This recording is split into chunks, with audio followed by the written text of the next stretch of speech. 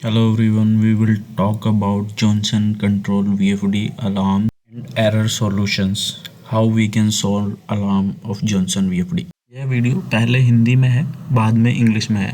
This video first is in Hindi, in last is in English. So please watch.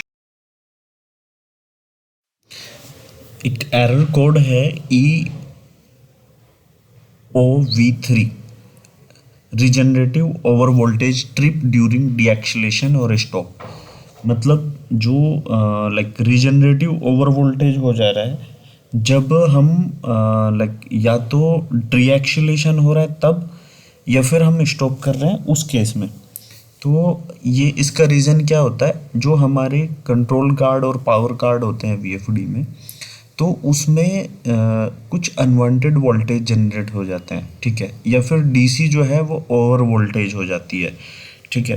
तो उस case में जो control card का protective circuit होता है वो एक्टिवेट हो जाता है और वीएफडी को स्टॉप कर देता है, एरर जनरेट कर देता है.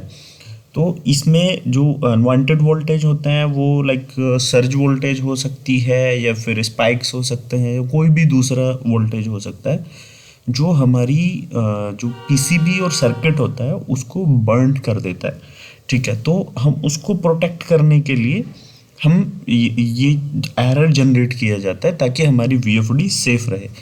तो अगर ये आ रहा है जब हम लोगों ने लाइक वीएफडी पहले से कंटिन्यू ठीक ठाक चल रहा था और सडनली ये एरर आने लगा है, तो इसका मतलब वीएफडी का जो पावर कार्ड है उसमें कुछ इशू है, ठीक है. तो उस केस में हमें एक तो ये करके देखना है पहले, लाइक जो डीएक्सेलेशन टाइम है उसको बढ़ा के देख लेना है, काफ़ी बढ़ा लेना है, ठीक है. और दूसरा क्या है, अगर हम उसको सडन स्टॉप कर रहे हैं उसको रोकना है. और अगर हमारा कोई भी इनमें से कोई सा भी कंडीशन नहीं है और ये फिर भी कंटिन्यू आ रहा है तो इट्स मीन्स जो लाइक वीएफडी का here is one error code E.OV3 regenerative or voltage trip during deacceleration or stop. Actually it is happening like when DC voltage is increased in the DC circuit, or it could be because of some surge voltage, some spikes and some unwanted voltage. So what is the happening when DC voltage is over or surge and like unwanted voltage is there inside of power card of VFD? So it might happen that power card could be burnt. So that's why power card protective circuit is activated, and that is what doing, creating one alarm and stopping to the VFD. Okay, so to resolve this, we like manufacturer create this error.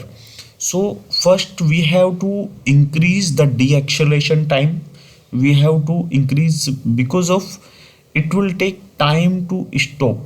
Okay, so what we have to do, we have to increase deacceleration time to resolve this. And if it was working fine and suddenly it is happening, it's mean there is some issue with power card.